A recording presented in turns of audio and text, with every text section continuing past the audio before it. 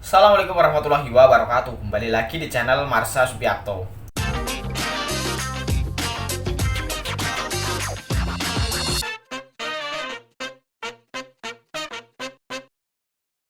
Pada kesempatan kali ini kita akan kembali membahas informasi menarik. Kali ini kembali terkait dengan PP atau peraturan pemerintah yang mengatur terkait dengan manajemen ASN ya, atau turunan dari Undang-Undang Nomor 20 Tahun 2023 tentang ASN. Jadi tentunya bagi para honorer maupun tenaga non ASN masih terus menantikan ya terbitnya PP manajemen ASN. Dan kemarin kembali ada berita menarik berkaitan dengan hal tersebut. Menteri Pan-RB Abdullah Azwar Anas menyampaikan terkait dengan 5 pokok atau 5 hal strategis yang ada pada rancangan peraturan pemerintah terkait manajemen ASN. Dan hal ini sempat disampaikan saat rapat kerja bersama dengan Komisi 2 DPR RI. Dan 5 hal pokok ini atau 5 hal strategis ini menjadi informasi penting tentunya bagi para honorer maupun tenaga non ASN yang ingin diangkat menjadi P3K. Dan kali ini kita akan coba lihat beritanya ya. Sebenarnya 5 hal strategis tersebut apa saja? Apakah ada hal yang mengatur terkait dengan pengangkatan honorer maupun tenaga non ASN menjadi P3K maupun PNS? Langsung saja bagi yang penasaran, simak terus. Oke, bismillahirrahmanirrahim, langsung saja kita mulai. Jadi inilah berita atau informasi berkaitan dengan 5 pokok yang ada pada PP Manajemen ASN ya. Diberitakan oleh cpnn.com. Judulnya Menteri Anas ungkap 5 pokok di PP Manajemen ASN. Seluruh honorer harus tahu. Kita coba bacakan ya.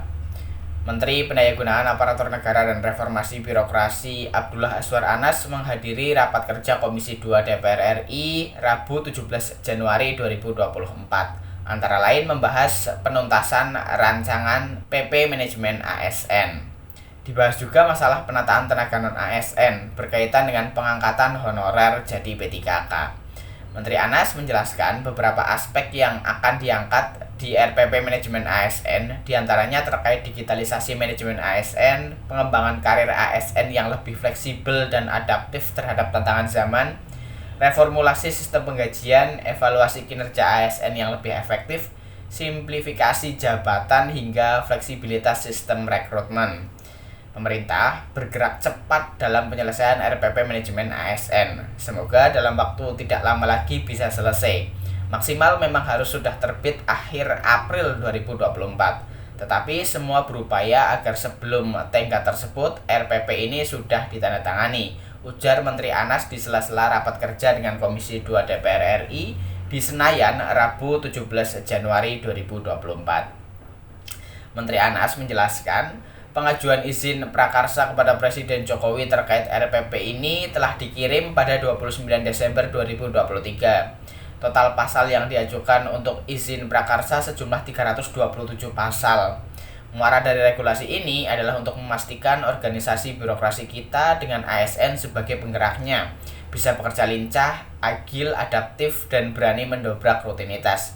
Jelas mantan Kepala Lembaga Kebijakan Pengadaan Barang dan Jasa Pemerintah LKPP tersebut. Sejumlah pokok atau hal strategis yang diatur di RPP tersebut seperti dikutip dari keterangan resmi Humas Kemenpan-RB yakni: pertama, perencanaan dan pengadaan ASN, termasuk penataan tenaga non ASN. Rancangan PP Manajemen ASN memuat fleksibilitas sistem perencanaan dan pengadaan CASN, termasuk di dalamnya mengatur terkait penyelesaian penataan tenaga non ASN berdasarkan data BKN sampai dengan Desember 2024. Pengadaan ASN nantinya dilakukan dengan metode nasional maupun mandiri. Pada rekrutmen nasional, jenis jabatan yang diisi merupakan jabatan non-manajerial yang terdiri atas jabatan fungsional dan jabatan pelaksana, kata Menteri Anas. Sementara jabatan fungsional, jenjang jabatan yang akan dibuka diantaranya pada jenjang jabatan keterampilan dan keahlian.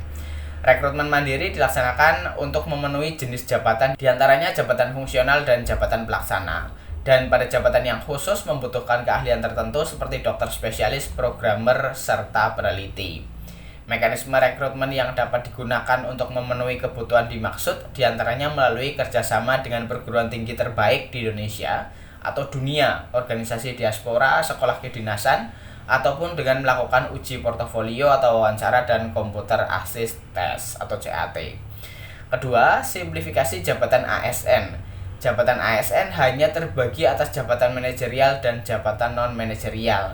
Jabatan manajerial terdiri atas jabatan pimpinan tinggi, administrator, dan pengawas. Sedangkan jabatan non-manajerial terdiri atas jabatan fungsional dan pelaksana. Menteri Anas juga menjelaskan tentang jabatan dalam instansi sipil yang bisa diduduki oleh anggota TNI dan Polri, juga sebaliknya. Jabatan ASN di instansi pusat yang dapat diisi oleh anggota TNI dan Polri ditetapkan oleh Menteri Pan-RB. Penugasan prajurit TNI dan anggota Polri dalam jabatan ASN didasarkan pada permintaan instansi dan tetap dilakukan seleksi, tegas Menteri Anas.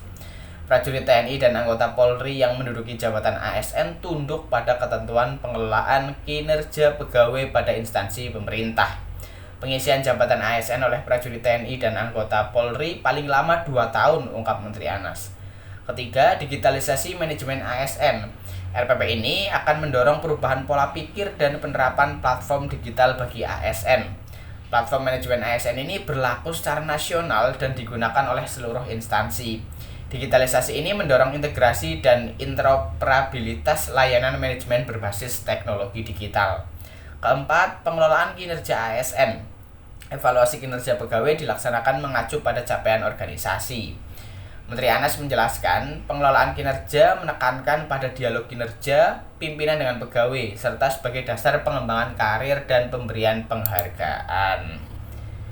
Kelima, rancangan PP Manajemen ASN mencantumkan sistem penghargaan dan pengakuan. RPP ini memberi kemudahan akses belajar bagi ASN. Pengembangan karir berbasis mobilitas talenta, ujar Menteri Anas. Penyusunan rancangan PP Manajemen ASN ini sekaligus mereformulasi sistem penggajian ASN. Ya, jadi itulah ya 5 hal strategis atau 5 pokok yang ada pada rancangan peraturan pemerintah tentang manajemen ASN. Jadi ada semua ya, dari mulai terkait dengan rekrutmen sampai dengan penggajian ASN. Dan semoga RPP ini bisa segera diselesaikan dan bisa segera diterbitkan sebelum bulan April 2024. Karena maksimal bulan April ya 2024. Sehingga kejelasan terkait dengan bagaimana sistem rekrutmen di tahun 2024 ini khususnya untuk honorer maupun tenaga non-ASN bisa lebih jelas lagi ya. Karena tadi disebutkan juga ada seleksi nasional dan ada seleksi mandiri. Bagaimana sistemnya untuk seleksi mandiri? Apakah instansi bisa merekrut sendiri P3K dari honorer maupun tenaga non-ASN yang ada di instansi tersebut atau seperti apa? Jadi mungkin itu informasi yang bisa kita sampaikan pada kesempatan kali ini. Jika ada tanggapan atau pertanyaan, silahkan tinggalkan di kolom komentar. Terima kasih, mohon maaf bila ada kesalahan. Wassalamualaikum warahmatullahi wabarakatuh.